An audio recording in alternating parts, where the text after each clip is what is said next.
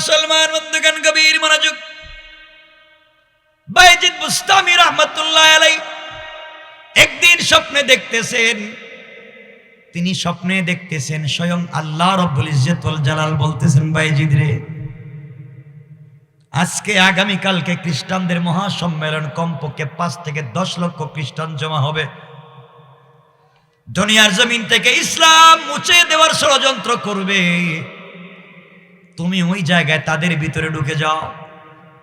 স্বপ্নে বায়েজিদ বুস্তামি বলতেছেন, আল্লাহ তাআলা, আমি ওখানে কেমনে ঢুকবো? আমার তো দাড়ি, আমার তো পাঞ্জাবি পাগড়ি, এই লেবাস নিয়ে তো ওখানে ঢুকলে আমার শরীর থেকে মাথা আলাদা করে দেবে। আল্লাহ ডাক দিয়া বললেন, ও বায়েজিদ, তুমি খ্রিস্টানদের প্রোগ্রামে ঢুকে যাও, তাদের শামিয়ানার নিচে তুমি ঢুকে যাও, কৌশল করে তুমি পিন্ডালের মধ্যখানে ঢুকে যাও, প্রয়োজনে তাদের পোশাক পরো, তাদের বেশভূষা ধারণ করো। তুমি যদি তাদের মতো বেশভূষা ধারণ করো, এরপরও তাদের পেন্ডালের ভিতরে প্রোগ্রামে ঢুকে যাও, আমি আল্লাহ তোমার মাধ্যমে পৃথিবীতে পরিবর্তন আনতে চাই। সুবহানাল্লাহ বলেন। আমার বন্ধুগণ, পরের দিন সকালবেলা বায়েজিদ বুস্তামি রাহমাতুল্লাহি আলাইহি খ্রিস্টানদের বেশভূষা ধারণ করলেন, তাদের প্রোগ্রামের মধ্যখানে ঢুকে গেলেন। আমার বন্ধুগণ, 5 লক্ষ প্রায় খ্রিস্টান পাদ্রী জমা হয়েছে। পৃথিবীর সবথেকে বড় পাদ্রী স্টেজে বসেছে, একজন একজন করে বক্তৃতা চলছে। সবার পরে খ্রিস্টানদের বড় পাদ্রী যখন বসেছে কথা বলবার জন্যে, বসার পরেই তার চেয়ার কাঁপতে শুরু করেছে, হেলাধুলা শুরু করেছে। খ্রিস্টান পাদ্রী কথা বন্ধ করে বসে আছে। লক্ষ লক্ষ খ্রিস্টানেরা বলতেছে, পাদ্রী আমাদের পুপ, আমাদের শিক্ষক, আমাদের স্যার, আমাদের উস্তাদ, আমাদের পীর, আপনি কেন কথা বলতেছেন না? এই পৃথিবীতে আপনার চাইতে বড় পাদ্রী আর কেউ নাই।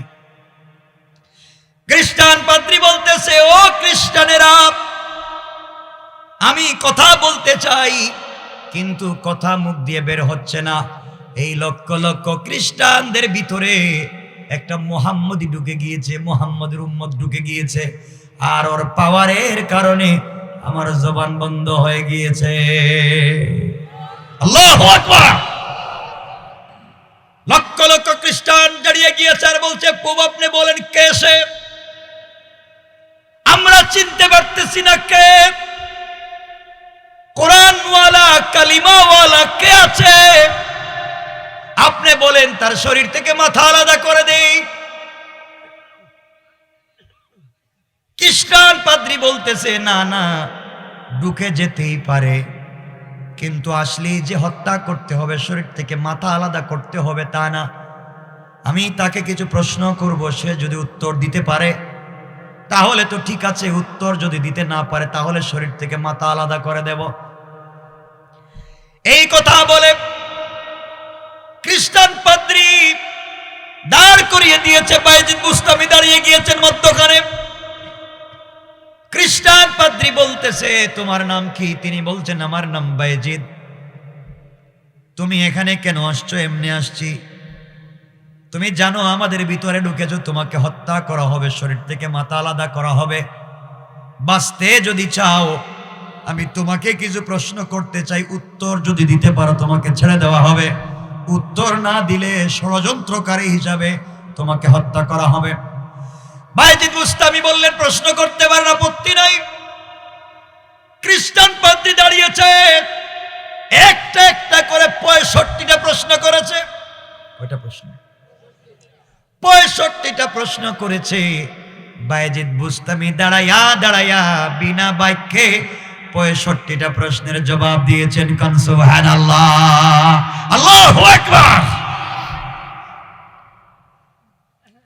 অনেকগুলা প্রশ্ন ছিল, এর মধ্যে কিছু প্রশ্ন ছিল কুকুর ঘেউ ঘেউ করে কি বলতে চায়, কুকুর ঘেউ ঘেউ করে কি বুঝাতে চায়। প্রশ্ন এমন ছিল, এমন এক বলেন যে 1-এর 2 নাই, এমন 2 বলেন যে 2-এর 3 নাই, এমন একটা 3 বলেন সংখ্যা যেই 3-এর 4 নাই, এমন একটা 4 বলেন যেই 4-এর 5 নাই, এমন একটা 5 বলেন যেই 5-এর 6 নাই। এভাবে 65টা প্রশ্ন করা হয়েছে। দাঁড়িয়ে দাঁড়িয়ে কোনো অঘটন ছাড়া বিনা বাক্যে নির্দ্বিধায় সবগুলা প্রশ্নের জবাব দিয়েছেন। কোন সুবহানাল্লাহ। খ্রিস্টান পাদ্রী আর প্রশ্ন খুঁজে পাচ্ছে না। বাইজিদ বুস্তামি বলছেন, পাদ্রী বলো, আমি কি সবগুলো প্রশ্নের উত্তর দিতে পেরেছি? খ্রিস্টান পাদ্রী বলতেছে, সাদাক্তা, তুমি সবগুলা প্রশ্নের সত্যিকার উত্তর দিয়েছ, তুমি ঠিক মতো উত্তর দিতে পেরেছ।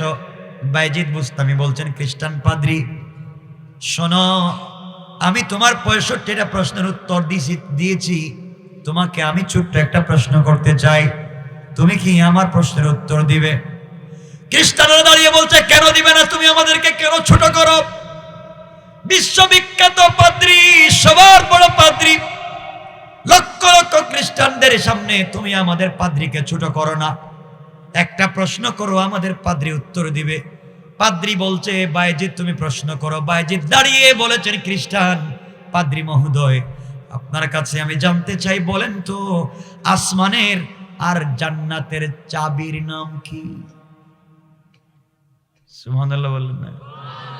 কিসের নাম? আসমানের আর জান্নাতের চাবির নাম কি? এই মাত্র একটা ছোট্ট প্রশ্ন করলেন। লক্ষ লক্ষ খ্রিস্টান তো বিস্ময় প্রকাশ করেছে, এটা কোনো প্রশ্ন হলো? আসমান আর জান্নাতের চাবি আবার কই পাইবে? এটার নাম আবার কি? উত্তর নাই। পিন পতন নীরবতা, আর মুস্কি মুস্কি হাসতেছেন হযরতে বাইজিদ। তার বিশ্বাস, আমি এমনি এমনি আসি নাই, আল্লাহর ইশারায় এসেছি। আমার বিশ্বাস সবার সামনে আমার আল্লাহ আমাকে বিজয় দিবেন। কোন সুবহানাল্লাহ। আমার আল্লাহ কোরআনে কারীমের ভিতরে বলেছেন, ওয়া মাকারু ওয়া মাকারাল্লাহ ওয়াল্লাহু খায়রুল মাকিরিন।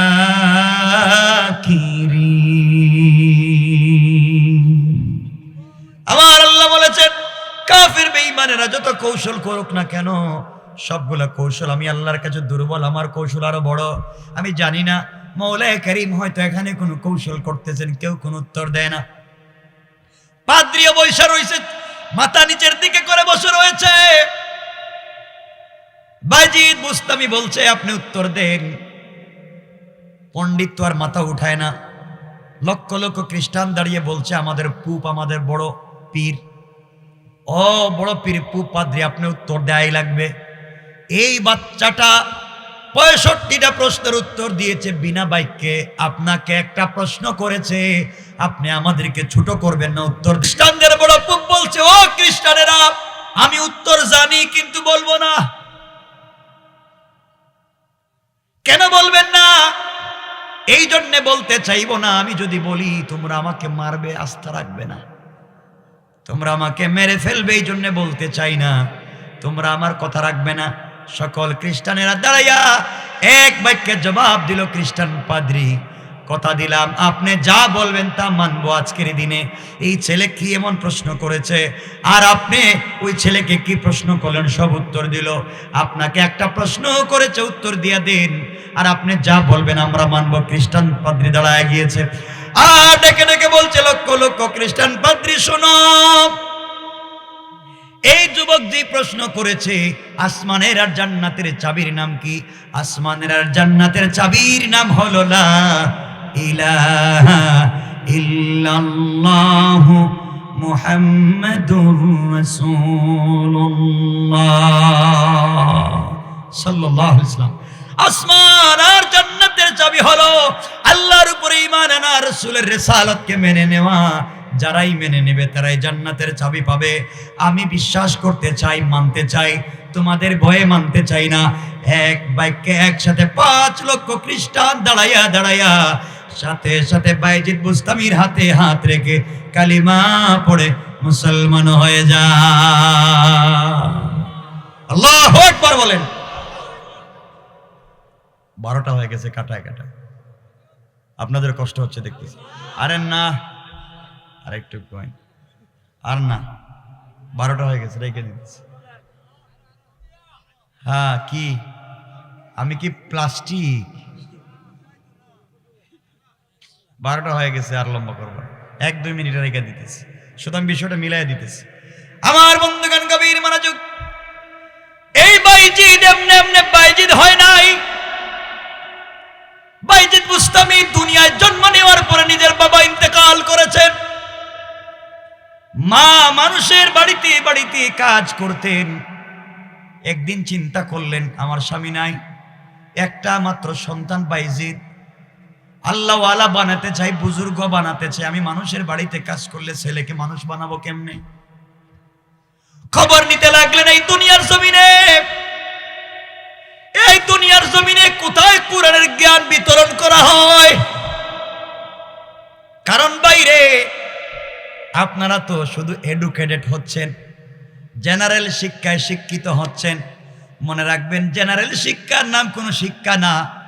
আমিও তো পড়ছি, জেনারেল শিক্ষার নাম কোনো শিক্ষা না। যারা জেনারেল পড়ো, জেনারেল লাইনে বলো তো জেনারেল শব্দের বাংলা অর্থ কি? মানে কি? সাধারণ। জেনারেল শিক্ষা মানে কি? সাধারণ শিক্ষা। এটা কোনো শিক্ষা হইল? সাধারণ শিক্ষা। আর যারা কোরআনের শিক্ষায় শিক্ষিত হয় তারা জেনারেল হয় না রে, তারা তো অসাধারণ শিক্ষা নেয়। কোন ঠিক কিনা? সাধারণ শিক্ষা অর্জন করে জুতা বানানো শিখেছ, আর অসাধারণ ওহীর শিক্ষা অর্জন করার কারণে সাহাবায়ে কেরাম পানির উপর দিয়া হেঁটে হেঁটে গিয়েছে, বাঘের সঙ্গে কথা বলেছে। অসাধারণ এমন জ্ঞান ছিল সাহাবায়ে কেরামের কাছে, যারা একবার আওয়াজ দিয়ে কথা বললে হাজার হাজার মাইল দূরে, তার ছাড়া, রকেট ছাড়া, কোনো সিস্টেম ছাড়া, ইলেকট্রনিক্স ছাড়াও আল্লাহ ওমরের কথাগুলাকে হাজার হাজার মাইল দূরে সারিয়ার কানে পৌঁছায় দেয়। কোন ঠিক কিনা? তাদের কাছে তো সাধারণ জ্ঞান ছিল।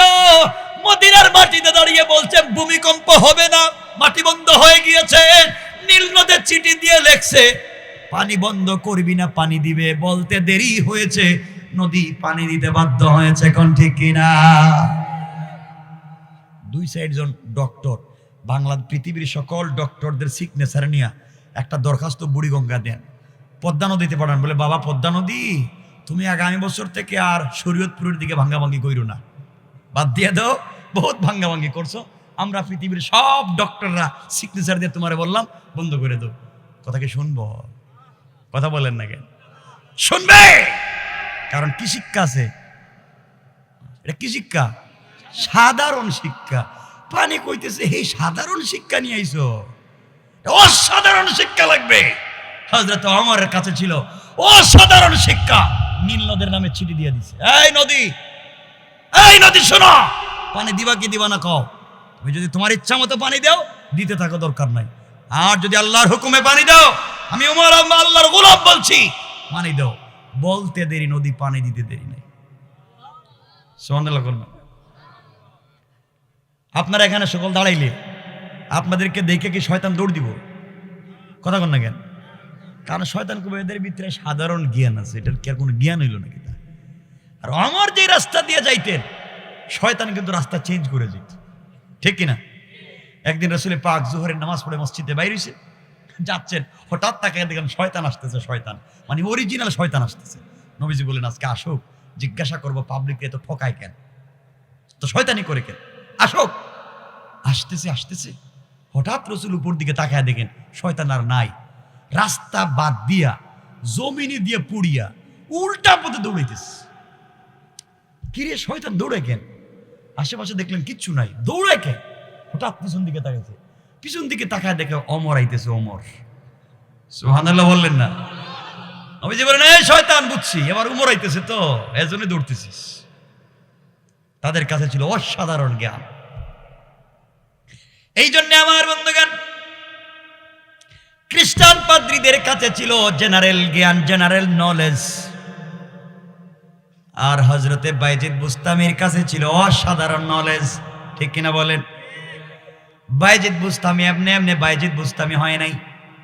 মা মারে মানুষের বাড়িতে কাজ করতেন, চিন্তা করলেন আমার ছেলেকে মাদ্রাসায় দিন শিখাতে হবে, কোরআন শিখাতে হবে। খবর নিয়ে জানলেন একটা মাদ্রাসা আছে, একজন শায়েখ।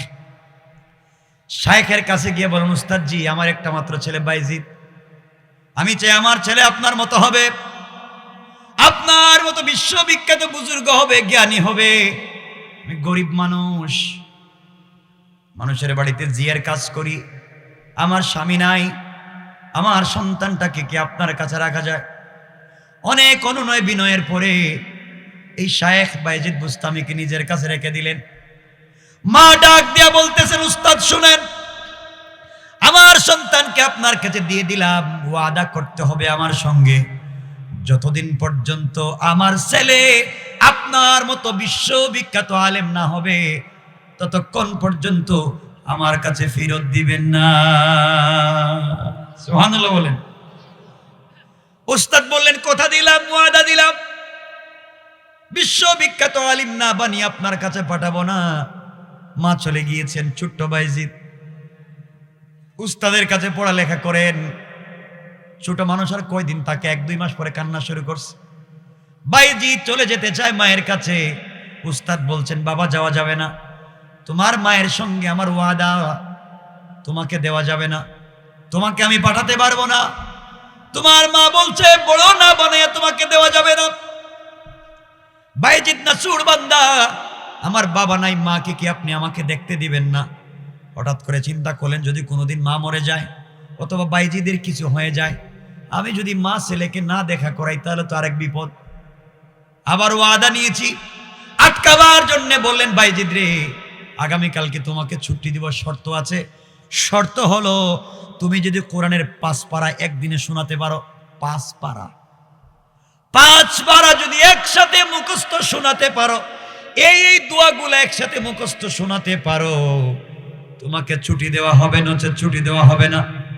কথা বলে উস্তাদের কাছ থেকে বিদায় নিয়ে এসে বাইজিদ ছোট্ট মানুষ সেজদার মধ্যে পড়ে কান্না করে বলছে, আল্লাহ, গুনার জন্য তো কোথাও যেতে চাই না, মাকে দেখতে চাই। উস্তাদ আমাকে লম্বা সবক দিয়েছেন, 5 বার আমি কেমনে দিব? 100 পৃষ্ঠা। আমি একদিনে কেমনে এতগুলা মুখস্থ করে উস্তাদকে শোনাবো? আমি কেমনে কোরআন এতগুলো শোনাবো? আল্লাহ, কোরআন তো তোমার, আমি কিচ্ছু জানি না, যেভাবে হোক তুমি আমার মায়ের সঙ্গে দেখা করাইয়া দাও। বাইজিদ কান্না করে করে কোরআন খুলে যখন পড়তে বসেছে, আমার বন্ধুগণ এক পৃষ্ঠা করে কোরআনের উল্টায়, আর কে যেন ডাইরেক্ট কোরআনটাকে তার ভিতরে ঢুকাইয়া দেয়। এভাবে করতে করতে 1-2 ঘন্টার ভিতরে 5 পারা শেষ করে আরো অধিক কিছু পড়ে মুখস্থ করে উস্তাদের কাছে গিয়ে বলছেন, হুজুর, আপনি যা বলছেন তার চাইতে বেশি মুখস্থ করছি, এখন আপনি পড়া শুনেন, আমাকে ছুটি দিয়ে দিন। উস্তাদ চিন্তা করে কি, যা 1 বছরে পারা যায় না? 1 বছরে যা সম্ভব না, কয়েক ঘন্টায় পারছে। পড়া শুনলেন, নির্ভুল ভাবে শুনাইয়া দিল। বুঝতে পারলেন বাইজিদ সাধারণ ছেলে না, অসাধারণ একটা ছেলে। তিনি বললেন, বাবারে, কেমনে বলো তো এগুলা মুখস্থ করলে? বাইজিদ বলতেছে, হুজুর, আপনি কি জানেন না, কোরআন তো আল্লাহর, আমিও আল্লাহর। আল্লাহর নাম নিয়ে শুধু পাতাটা উল্টাইছি, আর আল্লাহ তার ইচ্ছার মাধ্যমে হয়তো আমার ভিতরে ঢুকাইয়া দিয়েছে। ছুটি দিয়া দিলেন, যাও মায়ের সঙ্গে দেখা করে চলে আসো। বাইজিদ বুস্তামি চলে গেলেন। রাত্রবেলা মায়ের দরজায় গিয়ে নক করেছেন, মা দরজা খুলেন। কে তুমি? আমি বাইজিদ। না, তুমি বাইজিদ না, দরজা খুলে দেওয়া যাবে না, আমার বাইজিদ তো আসার কথা না। আমি হুজুরকে বলে আসছি, আমার বাইজিদকে যেদিন হুজুরের মতো বড় আলেম বানাবে ওই দিন পাঠাবে। তুমি আমার বাইজিদ না, দরজা খুলে দেওয়া যাবে না। কেমন মা, কেমন মা, চিন্তা করেন। অনেক ডাকাডাকির পরে মা যখন দরজা খুলে দেয় নাই, বাইজিদ চোখের পানি ছেড়ে চলে গেলেন হুজুরের কাছে। আর ডেকে বললেন, হুজুর, আমি আর জীবনে বাড়িতে যাব না। মা ওয়াদা দিয়েছে দরজা খুলবে না, আপনার মতো না হওয়া পর্যন্ত বাড়িতে জায়গা দিবে না। আমিও আমার মায়ের স্বপ্ন পূরণ না করে বাড়িতে যাব না। এমন মা যদি হয়ে যায়, বাইজিদের মায়ের মতো হয়ে গেলে বাইজিদ জন্ম নিবে। আব্দুল কাদের জিলানীর মতো মা হয়ে গেলে আব্দুল কাদের জিলানী জন্ম নিবে। শাহজালাল শাহপরানের মায়ের মতো মা হয়ে গেলে শাহজালাল জন্ম নিবে। খাদিজার মতো মা হলে ফাতেমা জন্ম নিবে। ফাতেমার মতো মা হলে হাসান হোসেন জন্ম নিবে। কথা বলেন না কেন?